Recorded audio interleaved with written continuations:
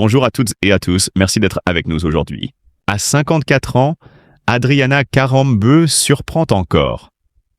Longtemps perçue comme l'icône d'une beauté presque irréelle, d'une élégance glacée et d'une indépendance farouchement revendiquée, elle a choisi, contre toute attente, d'officialiser une nouvelle union.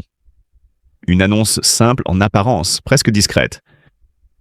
Et pourtant, derrière ce « oui » tardif, se cache un geste puissant, mûrement réfléchi, chargé d'histoire, de blessures anciennes et d'une reconstruction silencieuse. À cet âge-là, on ne se marie pas par hasard. On se marie après avoir douté, perdu, aimé trop fort parfois, aimé mal aussi. Ce mariage n'est pas un épilogue romantique. C'est un acte de souveraineté intime. Pourquoi maintenant ?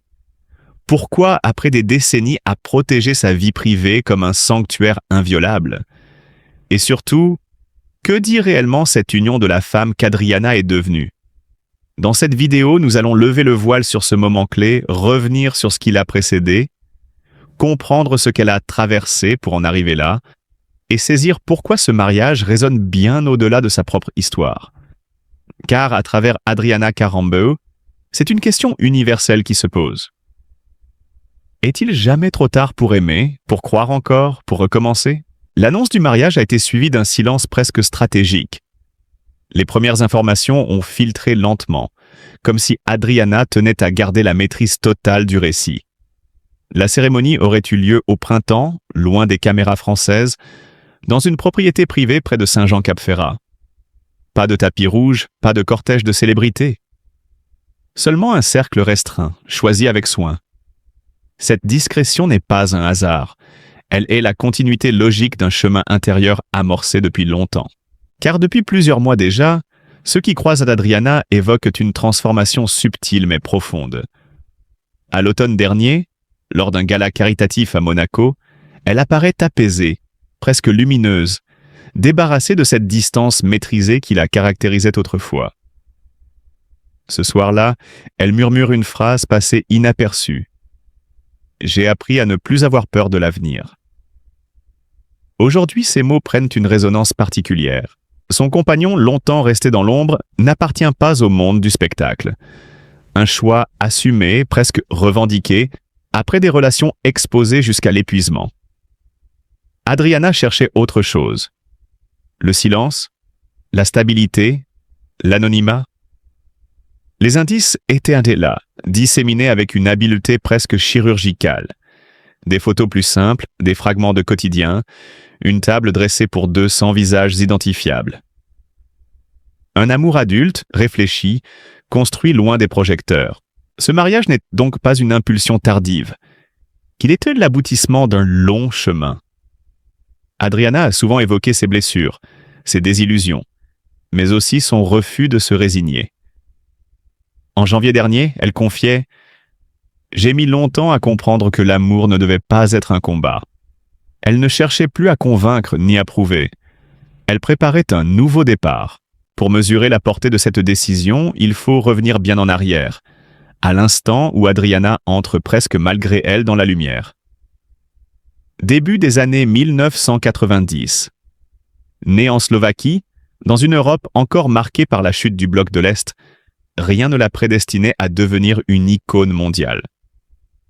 Elle étudie la médecine à Prague, un choix sérieux, rationnel. Puis vient 1994. Un concours de mannequinat, presque un défi lancé au destin. Elle ne gagne pas, mais elle est repérée. Quelques mois plus tard, Paris. Une valise légère, une détermination silencieuse. Les débuts sont rudes. Castings interminables, refus, nuits chez des amis. Mais très vite, quelque chose frappe les professionnels.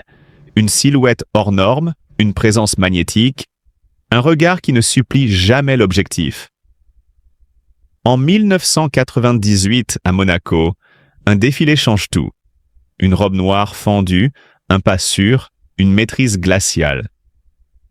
Les images font le tour du monde. Adriana devient l'un des mannequins les mieux payés de la planète. Derrière l'ascension fulgurante, pourtant, se cache une discipline de fer. Peu le savent, mais Adriana travaillait sans relâche, apprenant le français la nuit, observant chaque détail avec une rigueur presque scientifique. Le succès s'installe durablement. Podium, campagne de luxe, couvertures internationales. En France, son accent, son élégance distante, son humour discret séduisent. Elle devient une personnalité. Mais toujours, elle préserve une zone de silence. Avec la notoriété viennent aussi les fractures. Derrière les flashs, Adriana traverse des périodes de solitude intense. Admirée, mais rarement comprise. Étrangère partout. Ses confidences, longtemps tues, expliquent peut-être pourquoi elle n'a jamais voulu se fondre entièrement dans le star system. À partir des années 2010, elle ralentit volontairement. Elle choisit ses projets, refuse certains contrats, s'engage dans l'humanitaire, notamment auprès de la Croix-Rouge. Des missions discrètes, loin des caméras. Ceux qui l'accompagnent décrivent une femme profondément marquée par la souffrance des autres, en quête d'un sens plus profond. C'est dans ce contraste entre la femme publique et la femme privée que se lit la cohérence de son mariage aujourd'hui. Cette union n'efface rien du passé. Elle l'intègre. Elle ne corrige pas les erreurs d'hier. Elle leur donne un sens. Adriana Karembeu ne s'est pas mariée malgré ses 54 ans. Elle s'est mariée à 54 ans, pleinement consciente de ce que cela signifie, de ce que cela coûte et de ce que cela apporte. Et c'est précisément ce qui rend cette histoire si puissante. Parce qu'elle nous rappelle qu'aimer n'a pas d'âge, et que parfois, le plus grand luxe, ce n'est pas la beauté ou la célébrité, mais la liberté de choisir enfin son bonheur. Dans l'imaginaire collectif, la trajectoire d'Adriana Karembeu se résume souvent à une suite d'images éclatantes. Les podiums, les couvertures glacées des magazines, cette silhouette devenue symbole d'une réussite spectaculaire. Pourtant, derrière ce récit simplifié presque confortable, se cache une histoire bien plus dense, plus nuancée, parfois dérangeante. Une histoire où le succès n'a jamais été une finalité, mais plutôt un passage, un outil, parfois même un poids. Avec le recul, certains détails prennent une autre dimension. Dans ses interviews, au fil des années, le discours change imperceptiblement. Les réponses se font moins mécaniques, plus réflexives. Adriana parle du temps qui passe, de la peur non pas de l'échec professionnel, qu'elle a largement dépassé, mais de l'échec intime. Elle évoque ce besoin de vérité intérieure qu'elle n'avait jamais osé formuler lorsqu'elle était au sommet de la visibilité médiatique. Ce moment de gloire, souvent figé dans l'esthétique du succès, constitue en réalité le socle invisible de tout ce qui suivra. C'est là, paradoxalement, qu'elle apprend la valeur du silence, le poids réel des choix et surtout le coût profond de la célébrité. Ces leçons, assimilées parfois dans la douleur, éclairent d'un jour nouveau la décision qu'elle prendra bien plus tard, à 54 ans, lorsqu'elle choisira d'unir sa vie loin du tumulte, riche de tout ce qu'elle a appris en chemin. Mais pour comprendre cette femme, il faut remonter bien avant les podiums, bien avant les contrats prestigieux et la reconnaissance internationale.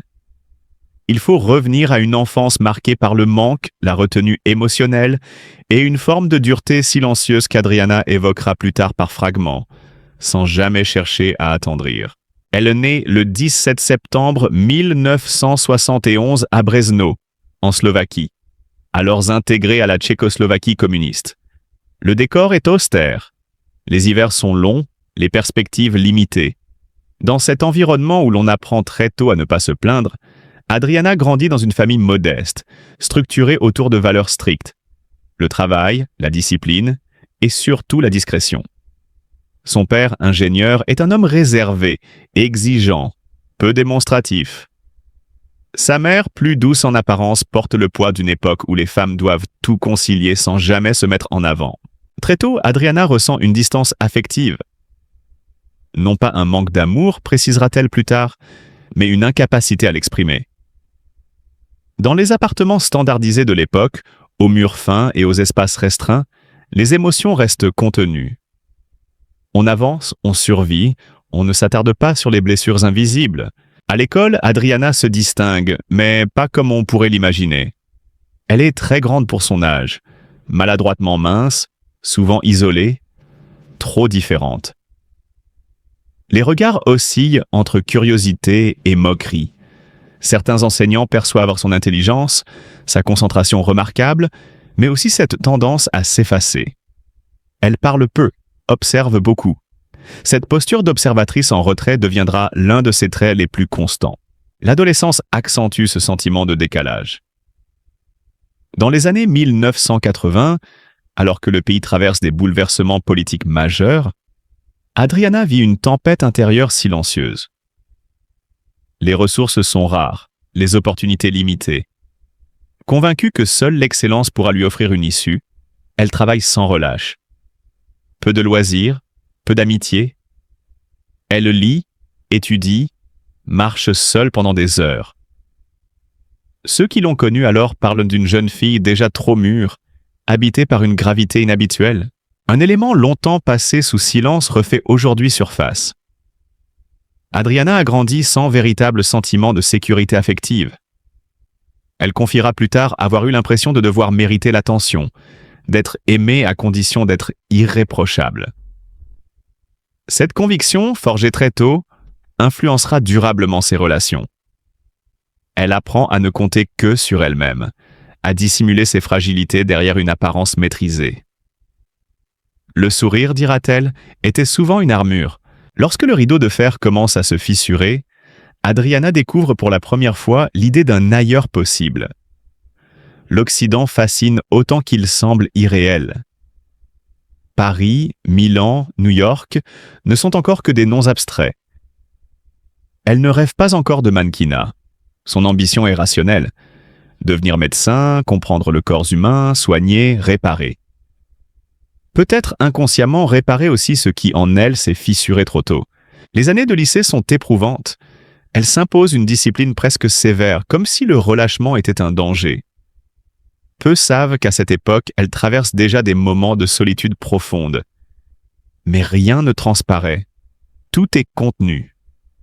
Cette capacité à maîtriser ses émotions deviendra plus tard l'un des piliers de son image publique, mais aussi l'une de ses failles les plus profondes. À mesure que sa notoriété grandit, sa vie personnelle devient un territoire farouchement protégé. L'enfance austère et le rapport complexe à l'affection laissent des traces durables dans sa manière d'aimer. Les liens avec ses parents restent solides, respectueux, mais rarement démonstratifs. Installée en France à la fin des années 1990, Adriana mène une vie nomade, entre hôtels et appartements de passage. Cette indépendance nourrit sa force, mais creuse aussi une solitude qu'elle n'avouera que bien plus tard. Sa vie amoureuse, souvent commentée, demeure pourtant enveloppée de zones d'ombre. Elle s'engage, parfois intensément, mais toujours avec retenue. Non par stratégie médiatique, mais par peur ancienne, celle de voir l'amour devenir un spectacle, donc fragile. La question des enfants s'impose tardivement. Longtemps contournée, parfois niée. Puis, à partir de la quarantaine, le silence devient plus lourd. Dans certaines interviews, elle évoque enfin la maternité comme un désir profond mais complexe. Derrière les mots mesurés, une remise en question intime. La naissance de sa fille marque un basculement. Devenir mère n'est pas un événement, mais une reconstruction. Elle confiera avoir eu peur, non de l'enfant, mais de sa propre capacité à aimer sans condition. Les premiers mois se vivent loin du bruit, loin des projecteurs. Ceux qui l'entourent décrivent alors une femme transformée, plus douce, plus vulnérable, acceptant enfin de ne pas tout maîtriser. C'est peut-être là, dans ce dépouillement tardif, que se révèle la véritable Adriana Carambeau. Une femme façonnée par la rigueur, marquée par le silence, mais toujours en quête d'apaisement, avançant à la frontière fragile entre lumière et retrait. La maternité n'a jamais été pour Adriana Carambeau un simple événement heureux, venant embellir une trajectoire déjà brillante. Elle s'est imposée comme un révélateur intime, presque un choc intérieur, mettant en lumière des zones longtemps restées silencieuses de son histoire personnelle. Derrière ce désir d'enfant, il y avait bien plus qu'un accomplissement tardif, la volonté consciente de rompre un héritage émotionnel fait de retenue et de non-dit. Adriana parle souvent de ce besoin d'offrir à sa fille Sarnes une présence constante, une attention émotionnelle qu'elle avait parfois ressentie comme fragile dans son propre parcours. Ce bouleversement n'a rien d'idyllique. Il s'accompagne de doutes profonds, de questionnements sur l'équilibre entre une vie publique très exposée et la nécessité de protéger l'intimité de son enfant. Progressivement, ses choix deviennent lisibles. Adriana réduit ses apparitions médiatiques, sélectionne ses projets avec plus de rigueur, privilégie ceux qui lui permettent de rester proche, ancré dans une géographie et un quotidien plus stable. Ce recentrage agit comme un fil conducteur, reliant des décisions qui, autrefois, pouvaient sembler dispersées. La maternité agit également comme un miroir familial. Les relations avec ses parents évoluent. Les échanges gagnent en profondeur. Les silences d'hier trouvent un début d'explication. Adriana comprend mieux leurs contraintes passées, leurs propres renoncements. Tout n'est pas résolu, mais un apaisement s'installe, fait de respect mutuel et d'une tendresse tardive, discrète mais sincère. Peu à peu, cette vie longtemps fragmentée commence à prendre une forme plus cohérente. Adriana cesse de compartimenter strictement ses rôles. Femme, mère, fille, elle accepte enfin la porosité entre ses identités. Ce cheminement intime éclaire aussi une autre transformation, plus sensible encore, celle du rapport à la santé. Loin de l'image d'une beauté éternelle et invulnérable, Adriana apprend à écouter un corps longtemps soumis à des exigences extrêmes. À partir de la fin des années 2010, des signaux discrets mais persistants apparaissent. Elle ralentit volontairement, limite ses déplacements internationaux, renonce à certains engagements prestigieux. Officiellement, il s'agit d'un recentrage professionnel. En réalité, c'est une réponse à une fatigue récurrente, jamais spectaculaire, mais suffisamment constante pour imposer une vigilance nouvelle. Ce changement marque une rupture silencieuse avec une logique de contrôle absolu. Adriana accepte l'idée de limite. Les années de mannequinat, les régimes stricts, la pression médiatique ont laissé des traces. Rien de brutal, mais une accumulation invisible. Elle confie à son entourage avoir compris que la santé n'était jamais acquise, même pour celles que l'on croit invincibles. La dimension psychologique prend alors une place centrale. Adriana évoque des périodes de tension intérieure, d'épuisement émotionnel, accentuées par la maternité tardive et le désir de tout concilier sans faillir. À partir de 2020, elle adopte un rythme de vie plus structuré. Retrait régulier, séjours prolongés loin des sollicitations publiques, notamment dans le sud de la France et en Suisse. Ces parenthèses deviennent essentielles à son équilibre. Sur le plan physique, elle s'oriente vers une approche préventive et durable. L'alimentation se simplifie, le sport devient plus doux mais constant.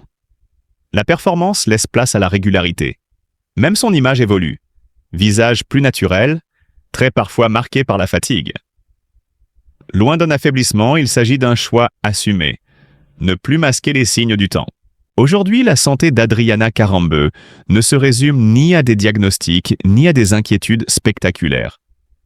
Elle reflète un apprentissage lent vers un équilibre fragile, entretenu jour après jour. Derrière la figure publique se dessine une femme qui a douté, qui a appris à s'arrêter, à écouter, à réorganiser ses priorités. Une trajectoire profondément humaine, faite de renoncements discrets et de choix lucides, loin du bruit et des projecteurs.